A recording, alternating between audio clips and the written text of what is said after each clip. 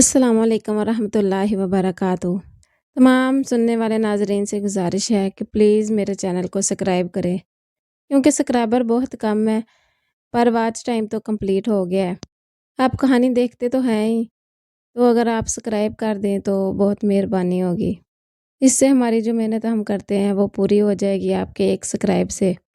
और लाइक करें, शेयर करें और बेल आइकन का बटन भी दबा दें ताकि हर आने वाली नई वीडियो आप तक पहुंच सके और आप नई आने वाली कहानी सुन सकें। आपसे गुजारिश है कि प्लीज़ चैनल को सब्सक्राइब करें। Thank you. चलिए अब कहानी का आगाज़ करते हैं।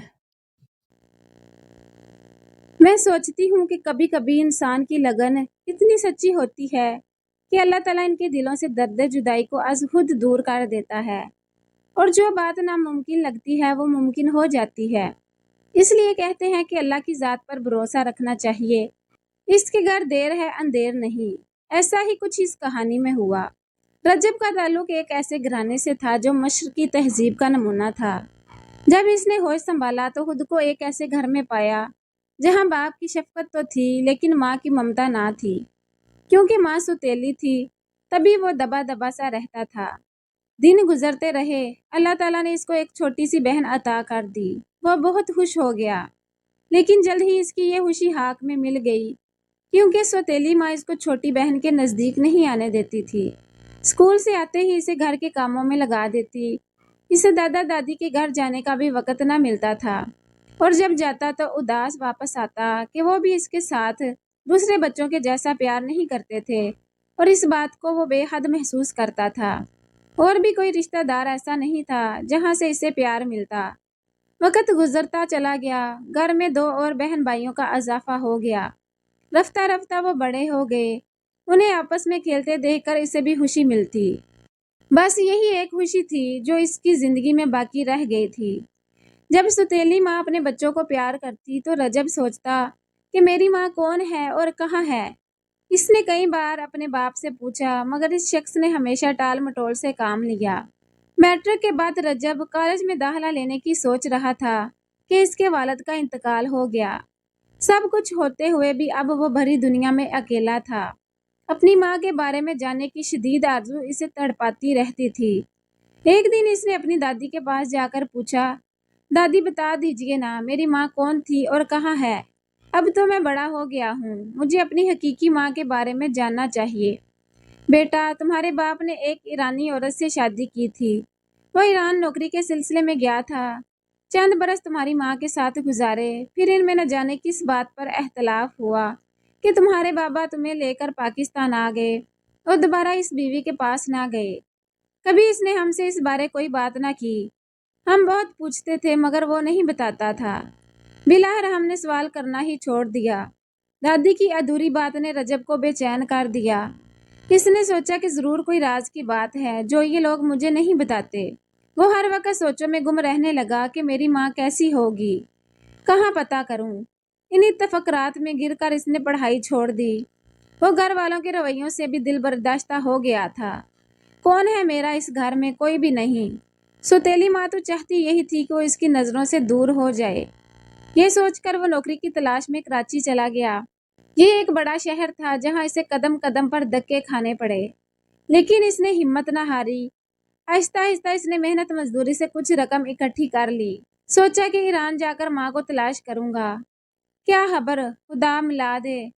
लेकिन वसाइल ना होने की वजह से वो मायूस होकर लाहौर आ गया। यहाँ भी सुकून न मिला। माँ की याद हर वक्त दिल में रहती। यहाँ इसे एक फैक्ट्री में मुलाजमत मिल गई। अब वो ज़्यादा से ज़्यादा मेहनत करने लगा। 2 साल में इसने खासी रकम जमा कर ली। फैक्ट्री में इसे एक ऐसा शख्स मिला जिसका बड़ा भाई फारसी का उस्ताद था।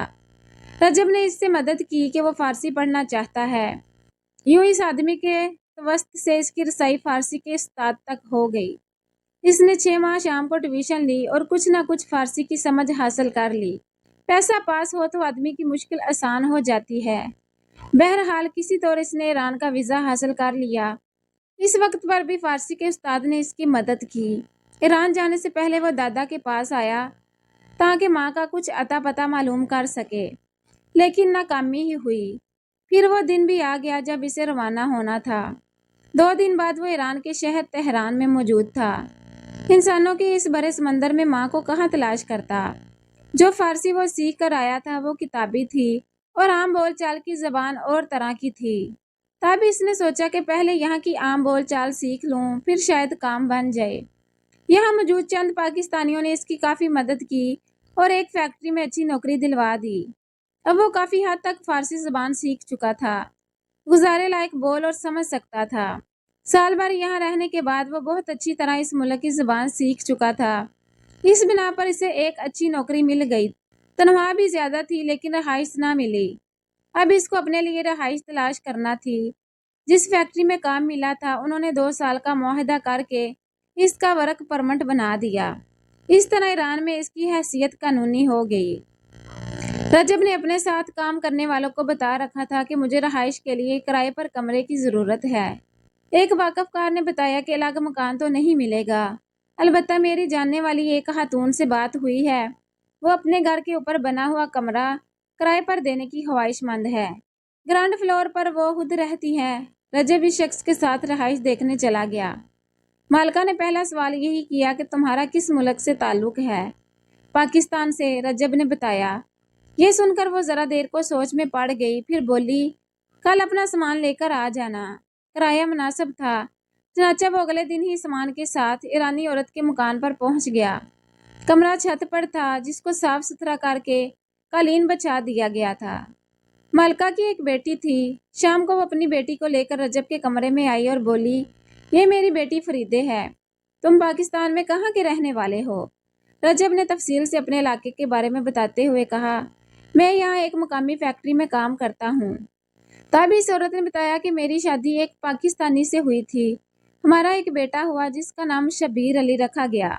हमारी जिंदगी बहुत पुरसुकून थी। मैं अपने शोहर के साथ खुश थी। खुदा का बहुत फजल था, रुपये पैसे की कमी ना थी। इन दिनों मेरा बेटा 3 बरस का था जब मेरा शोहर इसको दादा दादी से मिलाने पाकिस्तान ले गए, लेकिन फिर वापस ना आए क्योंकि इनके वालिदैन नहीं चाहते थे कि वो यहाँ मेरे पास रहें। इधर मेरे वालिदैन ने मुझे पाकिस्तान जाने से मना कर दिया। मैंने सोचा हर कोई तो सूरत निकलेगी, या तो मेरा शोहर वापस आ जाएगा या मेरे वालिदैन ही मान जाएंगे, मगर ऐसा ना हो सका। इन दिनों मैं उम्मीद से थी, शोहर के लौट आने के इंतजार में थी। बेटी पैदा हो गई मगर वो ना लौटे। मैं बहुत रोई क्योंकि कोई शख्स तलाकनामा मेरे वालिदैन के घर दे गया था। मुझे शोहर का पता मालूम ना था कि वो पाकिस्तान में है या किसी और मुल्क चले गए हैं। इनका असल एड्रेस भी मेरे पास नहीं था। शोहर तो चला ही गया, मेरा बेटा भी साथ चला गया। मुझे एक साथ 2 जख्म सहने पड़े। इधर मेरे वालिदैन किसी सूरत सुलह जोई को तैयार ना थे। उन्होंने तो तलाकनामा हाथ में पकड़कर शुक्र किया कि आज खुद नाता खत्म हो गया। वो भी यही चाहते थे। वो इस शादी पर राजी ना थे। मेरी बेटी इस वक्त 2-3 माह की थी। मैंने इसे खुदा का इनाम समझकर सब्र शुक्र कर लिया, मगर मेरे दिल में हर वक्त बेटे की याद रहती थी। जब आगा साहब ने बताया कि एक पाकिस्तानी नौजवान को कमरे की ज़रूरत है, तो मैंने इसलिए तुम्हें रख लिया। शायद तुम्हारी मदद से मेरा बेटा मुझे मिल जाए। ये कहकर हानम काफी देर तक रोती रही। रजब को भी दुख हुआ। इसने खातून को तसल्ली दी और कहा, फिक्र ना करें, मुझको ही अपना बेटा समझ लें। मैं इंशाल्लाह हर तरह से आपके बेटे को तलाश करने की कोशिश करूंगा। शायद इस नेकी के एवज मुझको मेरी खोई हुई माँ मिल जाए, जिसकी तलाश में मैं यहाँ आया हूँ। काम के दौरान भी वो यही सोचता रहा कि इस औरत का बेटा नहीं मिल रहा और मेरी माँ नहीं मिल पा रही। हो सकता है यही मेरी माँ हो, लेकिन इसके बेटे का नाम शबीर था और मेरा नाम रजब है। मैं कैसे इनका बेटा हो सकता हूँ? मालकन ने यह तो बताया कि इनके शोहर का ताल्लुक लाहौर से था, मगर अपने शोहर का नाम नहीं बताया, जबकि मेरे वालिद तो गुजरांवाला के थे, घर भी इसी शहर में था। ये सारी मुतजाद बातें थी, इसी वजह से इसके जहन में सवाल उठ रहे थे। पहली मुलाकात में खातून ने तो अपनी मुख्तसर कहानी सुना दी थी, लेकिन रजब अपने बारे में ज्यादा कुछ बताने की जुर्रत ना कर सका। 2-4 दिनों बाद जब दोबारा इसका हानम से सामना हुआ तो इसने चाय का कहा तो अपने ड्राइंग रूम में बैठा दिया। तब रजब ने इसके शोहर का पता मांगा। वो बोली, जो पता मेरे पास था इस पर तो मैंने काफी हाथ लिखे, लेकिन वो वापस आ जाते थे। यहाँ मेरे शोहर जिस कंपनी में काम करते थे इनके पास वही पता था। इस पर रजब खामोश हो गया। वक्त गुजरने लगा। हानम रजब का ख्याल रखती और खाने पीने को भी पूछती रहती थी। वो कभी इनकार कर देता, कभी इसके इसरार पर इनके घर से खाना खा लेता। इस तरह हानम ने इसको ही अपना बेटा बना लिया, क्योंकि वो भी इस औरत का ख्याल रखता था और छुट्टी वाले दिन इनके कुछ काम कर दिया करता था। यहाँ तो सिर्फ काम था या फिर तन्हाई। रजब को अपनी जिंदगी खजां जैसी लगती थी। दिल की कली हर वक्त मुरझाई रहती थी। दफ्तन इसी तरह जिंदगी में बाहर का झोंका आ गया। हानम की रिश्ते में वो भांजी लगती थी और नाम अंदलीब था। वह हुस्न का शाहकार थी। यूरोप में अपने वालिदैन के साथ रहती थी। कई साल बाद ये लोग ईरान आए थे। इस वक्त तक रजब हानम के घर का एक फर्द बन गया था। तभी मेहमानों ने भी इसे अहमियत दी थी। अंदलीब के आने से इसे दिली खुशी मिली और जीने का एहसास भी हुआ। वो लोग छुट्टियां गुजारने आए थे। छुट्टियां खत्म हो गई तो अंदलीब अपने वालिदैन के साथ वापस चली गई। इसके जाने से रजब और ज्यादा उदास रहने लगा। इसे लगता था कि कोई बहुत कीमती चीज पाई और खो दी। 2 साल ईरान में बीत चुके थे। अब इसको घर की याद सताने लगी थी। इसने छुट्टी ली और घर आ गया। पाकिस्तान आकर इसने सबसे पहले इस एड्रेस पर पता किया जो हानम ने दिया था।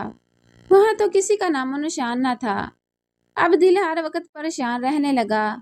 हानम की शफकत याद आती थी। घर में बहन भाई थे और दादा इनके साथ रहता था। रजब कभी कभार दादा को कुछ रकम भिजवा देता था ताकि वो इसके सुतेले बहन भाइयों को इसकी तरफ से कुछ लेकर दे दिया करें। एक दिन बातों बातों में इसने दादा से दरखास्त की कि आपको मेरी ईरानी माँ का पता मालूम है तो खुदा के वास्ते मुझे बता दें। इनको पोते की हालत पर रहम आ गया। कहा हाँ पता है मेरे पास, अगरचे तुम्हारे वालिद ने मना किया था कि तुमको ना बताया जाए, कहीं तुम हम लोगों को छोड़कर ना चले जाओ। लेकिन अब जब कि तुम रहते वहीं हो तो मैं तुमको पता बता देता हूँ। वो रजब को अपने कमरे में ले गए और एक पुराने संदूक का ताला खोलकर कुछ कागजात निकाले। रजब के दिल की धड़कन तेज हो गई। वो बेचैनी से हाथ मलने लगा। दादा ने चंद फोटो इसके सामने रख दिए। फोटो देखकर इसकी आंखों तले अंधेरा सा छा गया, क्योंकि ये फोटो इसने हानम के पास देखे थे। तो क्या हानम मेरी सगी माँ है और फरीदे मेरी सगी बहन? तभी मैं इन लोगों में रहकर अपने आप को गैर ना समझता था। इस रात खुशी से वो सो ना सका और अपने रब के हजूर सजदा रेज हुआ। दूसरे रोज इसने ईरान फोन किया। पता चला कि माँ सख्त बीमार है और अस्पताल में दाखिल है। वो बेचैन हो गया और दादा से तस्वीरें लेकर तेहरान रवाना हो गया। सफर कट ही न रहा था।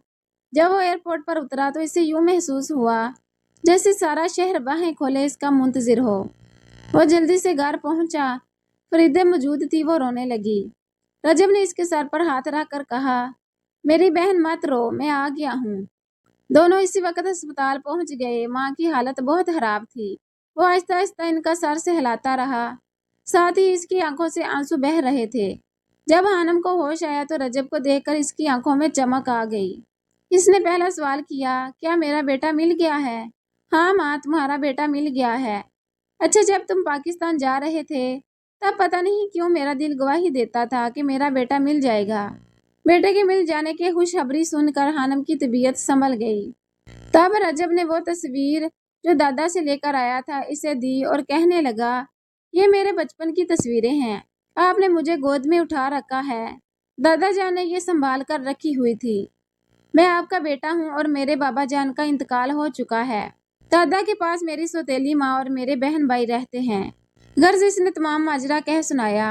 इस खुशी में हानम ने बहुत बड़ी पार्टी दी। इन्हीं दिनों अंदलीब ईरान आई हुई थी। हानम ने बहन से बातचीत करके रजब से इसकी मंगनी कर दी। अब रजब की जिंदगी पुरसकून हो गई। अंदलीब ने इसे जिंदगी की हर खुशी दी। इसने फैक्ट्री की मुलाजमत छोड़कर अपना बिजनेस किया, जिसके लिए हानम ने इसे रकम फराहम की थी। 2 साल बाद इनके यहाँ बेटा हुआ। इन्हीं दिनों ईरान के हालात खराब हो गए तो अंदलीब रजब और अपने बेटे के साथ जर्मनी चली गई, जहाँ इसके वालिदैन रहते थे, जबकि हानम और फरीदे ईरान में रह गए। यूं ये फैमिली 3 मुल्कों में बट गई, पाकिस्तान, ईरान और जर्मनी, और अपने अपने घरों में खुशहाल जिंदगी गुजार रहे हैं।